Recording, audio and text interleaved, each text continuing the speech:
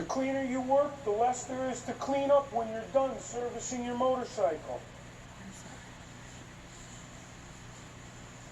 Now there are a number of gaskets offered. You can use composite paper, or as you saw me remove from the other cover, which I will use, is a replacement O-ring. You want to make sure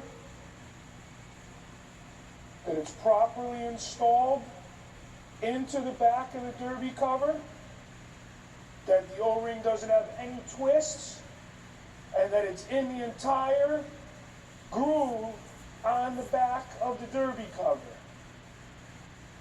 Again, it's very important to note location when you take a cover off. This cover, I know, top is as you would read the lettering inside the cover. If this was a custom cover, I would take a piece of masking tape or maybe a piece of chalk and make a mark so you know location. Make sure these covers stay the direction in which they're run. I'm going to set the cover aside on a nice clean shop towel because it is chrome. Mark's going to pass me a little blue Loctite. I want to put just a dab on all of my derby cover bolts. I'll put just a wipe of blue Loctite on all of the 5 derby cover bolts. Make sure to cover all of your Loctite products so they don't get contaminated when they're not in use. I can then install my derby cover with the O-ring in its proper allocation and install the top derby cover bolt. Put it in finger tight. Again, a very critical area not to cross-thread any of your hardware. It's a steel bolt into an aluminum cover with aluminum threads. I can run down all my hardware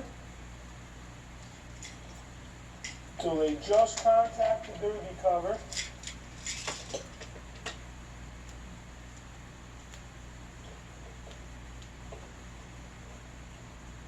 I draw them all down evenly, making sure the cover sits nice and square against the primary cover, and that the O-ring is in its proper position. Then I can use an inch-pound torque wrench and torque all 5 of the torqued bolts to 84 to 108 inch-pounds in a star pattern. Again, the reason for this torque pattern is so the cover is drawn down evenly and isn't allowed to distort or crack as you're torquing it.